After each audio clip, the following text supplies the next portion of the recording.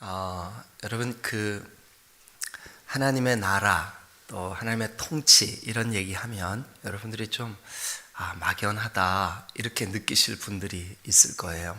그런데 그냥 단순하게 한번 이렇게 해보세요. 주님, 나 좀 다스려 주세요. 네.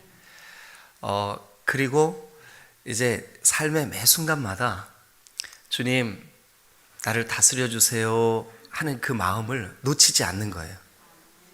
그래서 혹시 이렇게 여러분들의 그 마음에 나쁜 생각 또 여러분들이 느낄 때 이건 내가 왜 이런 죄악된 생각을 품고 있지? 그럴 때는 더 강력하게 주님께 주님, 나를 통치해 주세요.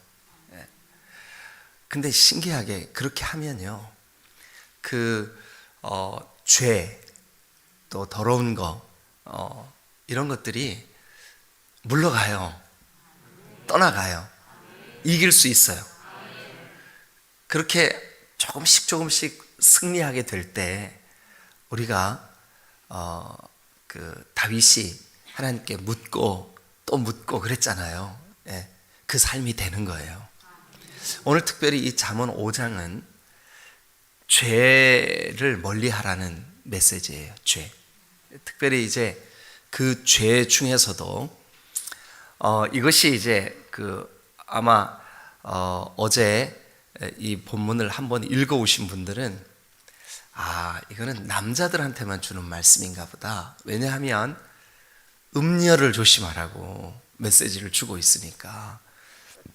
이거는 자기 아내를 버리고 다른 여자에게 마음 뺏기는 사람들에게만 해당하는 말씀인가 보다. 그런데 그게 아니에요. 여러분, 모든 우상숭배는 우상숭배. 그러니까 여러분들이 또 어떤 이렇게 우상을 갖다 놓고 그 앞에 절을 하거나 거기에다 대고 기도를 하거나 이것만 우상숭배라고 생각하는데 그게 아니고요. 모든 형태의 우상숭배는 하나님이 계셔야 되는 내 마음의 중심의 자리에 하나님의 자리를 대신하는 거 다 우상숭배입니다. 만약 거기에 돈이 딱 올라져 있다 그러면 돈이 우상숭배예요. 심지어는 성경에 탐심이 우상숭배래요. 그러니까 우상숭배 그러면 불상 이것만 생각하시면 안 돼요. 만약 내가 하나님을 전심으로 사랑하고 하나님을 의지하고 해야 되는데 내 마음에 나 자신을 막 너무 의지하고 나 자신만 신뢰하고 그런다. 그러면 그게 우상숭배인 거예요. 그런데 우상숭배는 곧 음란입니다. 그러니까 우상숭배와 음란은 뿌리가 같아요. 맞닿아 있어요. 우상숭배와 음란은 손을 이렇게 꼭 붙잡고 있어요.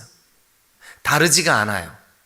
그러니까 오늘 이 5장 본문은 사실은 우리 모두에게 우상숭배나 영적인 음란 또 동시에 실제적으로 육체적인 음란 이 두 가지를 다 말하고 있어요. 우리가 이제 같이 읽어가면서 한번 좀 말씀을 보도록 하겠습니다. 자, 우리 일단 1절부터 5절, 6절까지 한번 쭉 읽겠습니다. 시작. 내 아들아, 내 지혜에 주의하며 내 명철에 내 귀를 기울여. 자, 그러면 오늘 아침에도 내 지혜, 내 명철 동그라미 한번 쳐보세요. 그럼 오늘은 어떻게 하는 게 지혜며 명철인가? 오늘은 그 주제가 2절 시작. 근신을 지키며 내 입술로 지식을 지키도록 하라. 3절 대저 음녀의 입술은 꿀을 떨어뜨리며 그의 입은 기름보다 미끄러우나. 자, 음녀의 입술 동그라미 한번 쳐보세요. 음녀의 입술. 음녀의 입술. 그러면 음녀가 너를 홀리기 위해서 하는 모든 말이나 그리고 그의 행동, 이것을 한마디로 음녀의 입술은 꿀을 떨어뜨리며 달콤하다는 거겠죠, 그죠? 음녀의 입술은 아주 달콤하고 그의 입은 그가 하는 모든 말들, 유혹하는 거 이런 것들은 기름보다 미끄럽지만 4절 다 같이 시작. 나중은 쑥같이 쓰고 두 날 가진 칼같이 날카로우며. 그러니까 음녀의 입술, 또 그 음녀의 입 거기에 이렇게 뭐 유혹받아 넘어가면 된대요 안 된대요. 4절에 쑥같이 쓰고 그 다음에 두 날 가진 칼같이 날카롭고, 두 날 가진 칼같이 날카롭고. 그러니까 거기 넘어가면 어떻게 되는 거예요? 망하는 거예요. 여러분, 우리 주변에 자기 아내 외에 다른 여자에게 마음을 빼앗겼다가 패가망신한 경우가 얼마나 많이 있습니까? 네. 여러분 잘 아시는 충남 도지사 유명한 분 있잖아요. 그죠? 어느 정도로 장래가 촉망됐냐 하면 차기, 그러니까 다음 세대의 대통령 후보라 그랬었어요. 제가 봐도 그 아이디어나 여러 가지 하는 일들이 아주 탁월했어요. 그랬는데 여자 문제로, 그것도 그 아주 가까이 있는 그런 그 여자를 자기 아내 대하듯이 그렇게 하다가 그만 모든 정치 인생이 다 끝났어요. 제가 이름을 잘 기억을 못해요. 무슨 그죠? 있죠? 여러분 아시죠? 그죠? 예. 그 여자 이름 같았는데 그 끝에가 무슨 정인가 뭐 하여튼 그렇게 끝나요. 그런 분이 있어요. 여러분 그분이 만약에 이 시험이 딱 찾아왔을 때 내가 내 아내한테 이거 양심의 거리 끼는 건데 하고 딱 안 했더라면 지금쯤 우리 나라를 위해서 큰일을 할 수도 있었던 분이에요. 그런데 그의 정치 인생이 무덤같이 그냥 묻혀버렸어요. 왜 그랬어요? 네, 정해진 울타리를 벗어났기 때문에 그래요. 그 사람, 여러분 모든 인생은 자기 아내와의 관계에서만 자유로운 거예요. 그걸 넘었으면 자유로우면 안 되는 거예요. 이렇게 안 믿는 사람들도, 세상 사람들도 그렇거늘 하물며 믿는 사람들은 어떻겠어요? 여러분 모든 이 땅에 있는 그 남자든 여자든 간에 결혼 관계 안에서만 자유로운 거예요. 그걸 벗어나면 여기 보니까 4절에 쑥 같고 두 날 가진 칼같이 날카롭다는 거예요. 자기가 지금 찔리고 있는데도 몰라요. 왜냐하면 꿀 같고 또 뭐 같대요? 기름 같기 때문에 그래요. 기름같이 아주 미끄럽게 스무스하고 또 꿀같이 아주 달콤하고 매혹적이기 때문에 그래요. 그래서 여러분 음녀 결코 거기에 넘어져서도 안 되고, 또 그런 유혹이 우리에게 찾아올 때 하나님의 통치 안에 있는 사람, 여러분 요셉이 보디발의 아내가 그를 유혹할 때 어떤 마음으로 그 유혹을 물리쳤어요? 내 주인인 보디발이 이 집의 모든 것을 나에게 다 맡겼지만 보디발의 아내 당신만큼은 나에게 맡긴 것이 아니다. 내가 하나님 앞에서 어찌 이 큰 죄를 득죄할 수 있겠는가 하고 그 유혹을 뿌리쳤어요. 그 유혹을 뿌리친 것 때문에 모함을 받아서 감옥에 들어가고 아주 고통스러운 세월을 보냈지만 그는 하나님 앞에서 자유했어요. 자기가 그 죄에 넘어지지 않았으니까. 많은 정치 지도자들이, 또 많은 목회자들이, 또 많은 우리 주변에 있는 사람들이 이 이성의 문제, 이것 때문에 실족하고 넘어지고 그의 인생이 엉망이 되고, 여기 보니까 쑥 같고 두 날 가진 칼 같고. 자, 그래서 5절 6절도 같이 한번 읽어보죠. 시작. 그의 발은 사지로 내려가며 그의 걸음은 수월로 나아가나니 그의 생명의 평탄한 길을 찾지 못하며 자기 길이 든든하지 못하여도 그것을 깨닫지 못하느니라. 그러니까 오늘 1절에 있는 내 아들아 내 지혜에 주의하며 내 명철에 너의 귀를 기울여서 근신하고 또 지키도록 해라. 2절 끝에 그랬죠, 그죠? 내 입술로 그 지식을 오늘 깨닫게 하는 그 지혜와 명철을 잘 지키도록 해라. 근데 오늘은 뭐에 대한 지혜와 명철일까요? 유혹에 넘어지지 말고 너 실족하지 말아라. 뭐에 대해서요?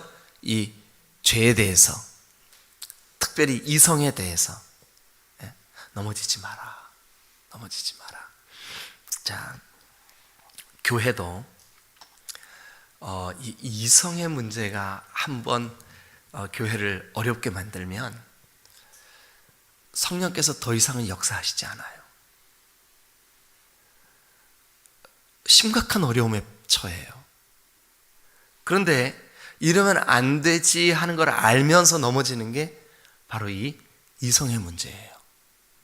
그래서 우리는 늘 서두에 말씀드린 대로 하나님 나라를 살아야 돼요. 하나님 나를 통치해 주세요. 나를 다스려 주세요. 가장 좋은 방법 하나 있어요. 뭐냐 하면 하나님이 나에게 복으로 주신 아내와 남편을 마음을 다해 사랑하는 거예요. 혹시 여러분 아내를 좀 뭐랄까 무시하거나 아내에게서 매력을 잘 못 느끼거나 하시는 분들은 지금 오늘 회개하셔야 돼요. 하나님이 우리에게 주신 유일한 사랑의 대상이에요.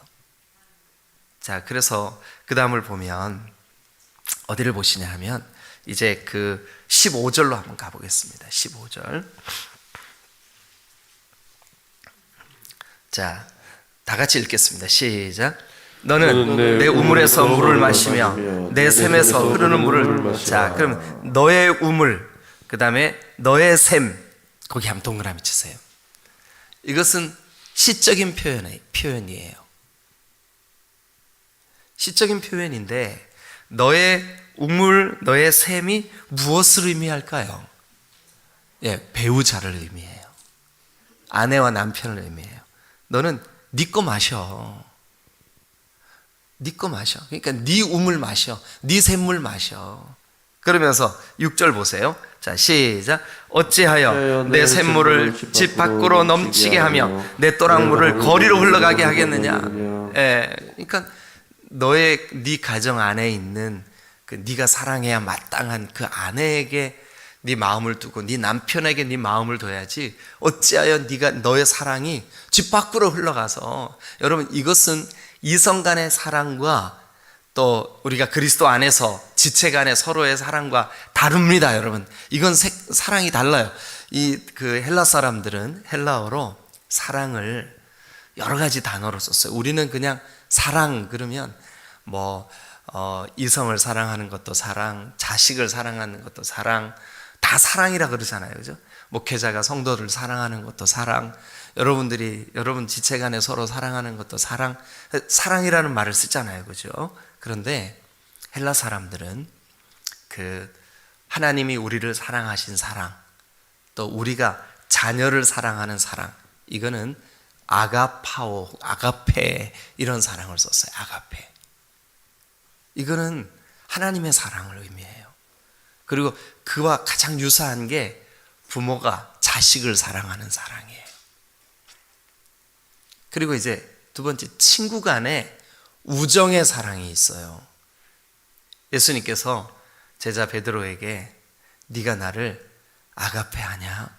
아무 조건 없이 그렇게 정말 그렇게 사랑하냐? 그랬을 때 베드로가 주님, 제가 주님을 필레오 합니다. 필레오라는 사랑이 있어요. 이거는 우정이에요. 친구 간의 사랑을 의미해요. 그리고 또 이제 이성 간에 서로 사랑하는 사랑을 뭐라 그랬을까요? 에로스라고 그랬어요. 에로스. 여러분, 저 에로틱한 영화 뭐 이런 거 들어보셨죠, 그죠? 예, 그렇게 달라요. 그런데 오늘 여기 성경에 보니까 너는 네 우물 마시고 너의 샘에 흐르는 물 마셔.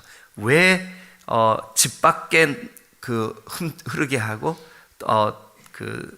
너의 또랑을 거리로 흘러가게 한, 네가 마땅히 해야 될 사랑을 왜 밖으로 그렇게 흘러보내냐? 네 집 안에 있는 네 아내 사랑. 그러니까 여러분, 아내 여러분, 콧소리는 자기 남편한테만 하세요. 네.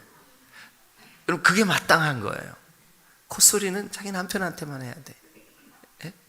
그리고 여러분, 좀 남편한테 부드러워지세요. 자기 남편을 막 하대하거나 가볍게 장난으로라도 절대로 그러면 안 돼요. 여러분, 이건 하나님이 기뻐하시는 일이 아니에요.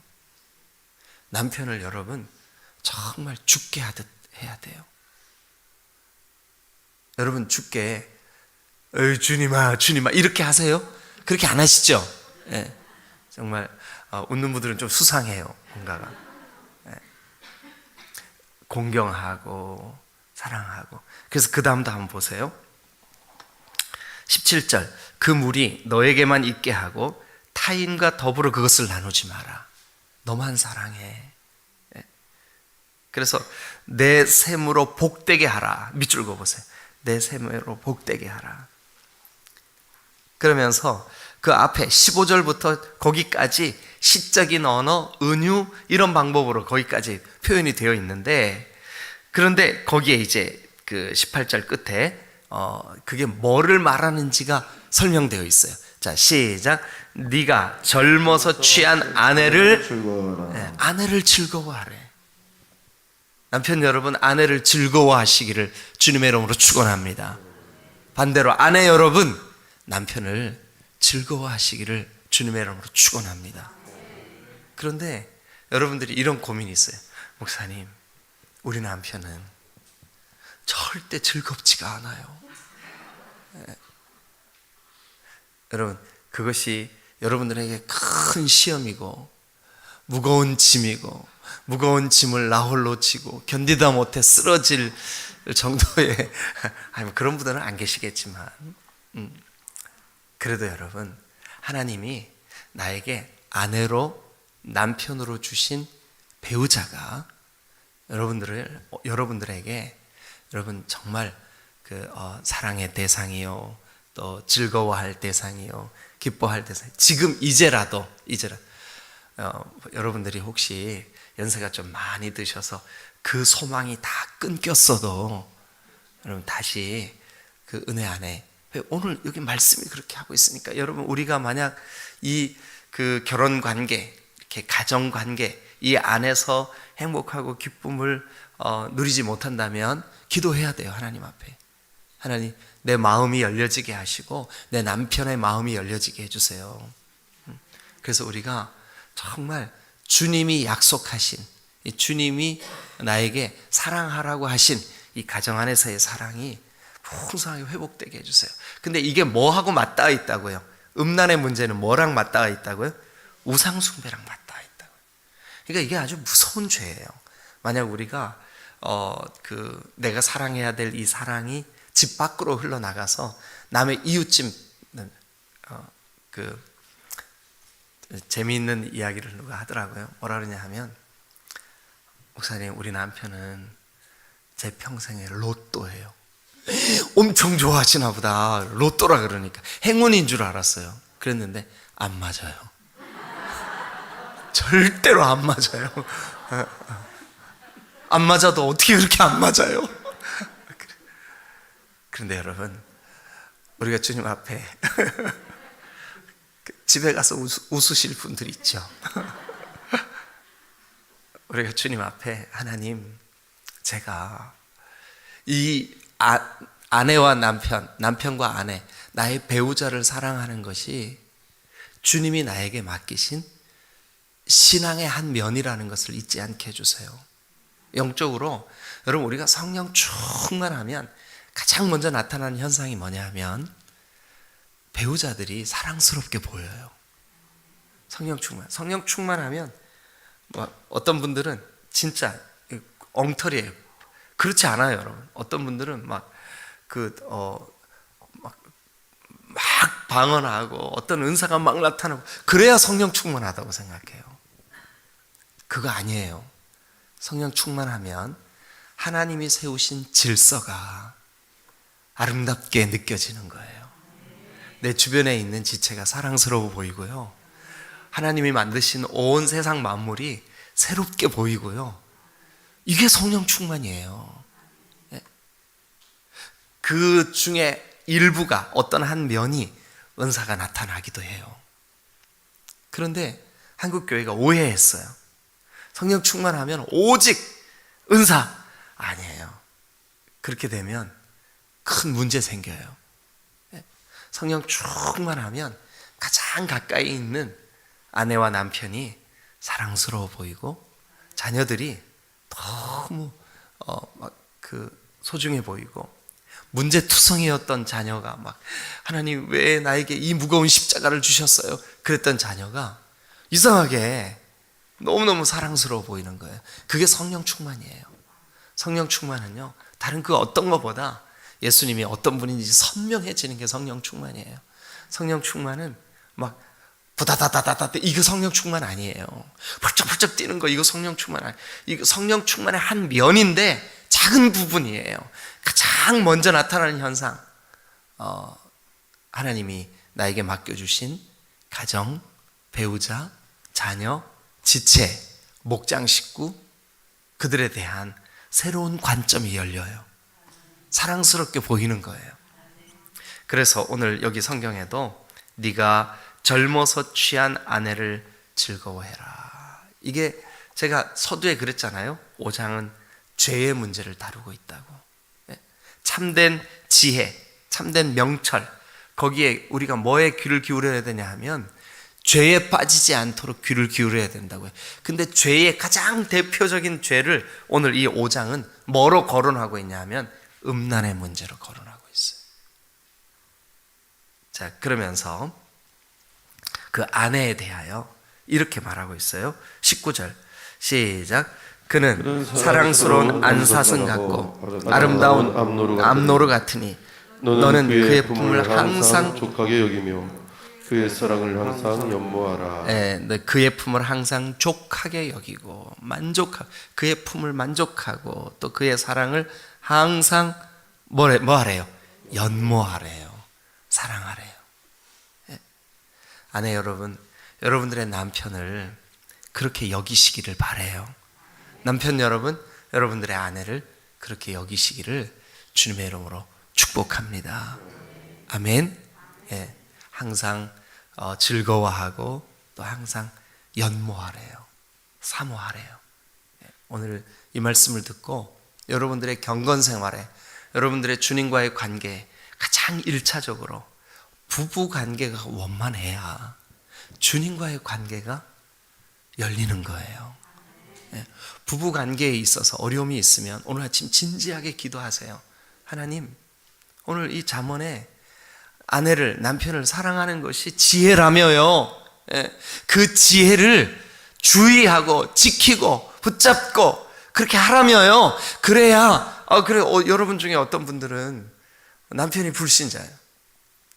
그런데 우리 집에 있는 그 술마귀 또 그런 남편을 막 마귀로, 더러운 사탄으로 그렇게 여기는 분들이 있어요. 절대 그래서는 안 돼요. 저 사탄 마귀와의 싸움이 평생 있었다고 그러면서 새벽 예배 마치고 들어가면서 남편의 신발을 보고 더러운 사탄 막 이렇게 하면 안 되는 거예요. 여러분, 하나님은 여러분들에게 배우자를 즐거워하고 만족하고 연모하라고 오늘 성경이 가르쳐주고 있어요. 여러분들에게 이 은혜가 열리시기를 주님의 이름으로 축원합니다. 할렐루야. 그러면 여러분 한번 보세요. 죄의 문제의 대표 주자가 그 남편과 아내예요. 근데 그 남편과 아내를 벗어나지 말라고 우리에게 권면하고 있어요. 근데 이것이 우리 생활의 모든 면에 적용이 돼요. 여러분, 우리가 제가 이제 다시 반복합니다. 우상 숭배와 음란은 뿌리가 같아요. 그래서 내가 하나님이 나에게 주신 배우자 외에 다른 이성에게 마음을 두면 그게 곧 우상 숭배예요. 우상 숭배는 하나님과의 나와의 관계 외에 다른 하나님이 계셔야 마땅한 내 이 심령의 중심에 다른 걸 올려놓는 게 우상 숭배라고요.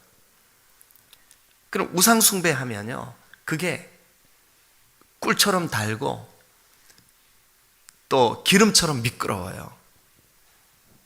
그럴듯해요. 그러나 그 끝은 쑥같이 쓰고 두 날 가진 칼처럼 위험해요. 그런데 이게 우리의 삶의 단순히 그냥 그 문제 외에도 우리의 삶의 모든 영역을 다 설명하고 있어요.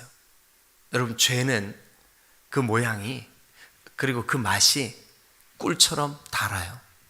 기름처럼 미끄러워요. 넘어지기가 쉬워요. 그래서 죄가 찾아오면 하나님, 제가 오늘 하나님 나라를 살고 하나님의 통치를 받게 해주세요. 다윗이 잠깐 그것을 딱 놓쳤을 때 우리아의 아내를 범하죠. 그 일이 그를 얼마나 고통스럽고 괴롭게 만들었어요. 네. 여러분, 우리도 다윗처럼 늘 신실하게 주님과 동행하다가도 한순간 딱 놓쳐버리면 그 문제로 인하여 우리 자신뿐만 아니라 우리 공동체를 어렵게 만들 수가 있어요. 우리 공동체를. 여러분 인생 속에 주변을 가만히 한번 관찰해 보세요. 이 문제로 우리 모두에게 아픔을 준 그런 예가 얼마든지 있어요. 그래서 오늘 우리가 기도할 때 하나님, 우리가 영적인 음란도 조심하고 또 육체적인 음란도 아주 조심하도록 도와주시옵소서. 나에게 주신 남편, 나에게 주신 아내를 진심으로 사랑하고 만족하고 즐거워하고 연모하게 해 주옵소서. 그래서 여러분들의 삶이 주님 오시는 그날까지 결단코 이 문제에 있어서 넘어지지 마시기를 주님의 이름으로 축원합니다. 할렐루야, 할렐루야. 기도하시겠습니다.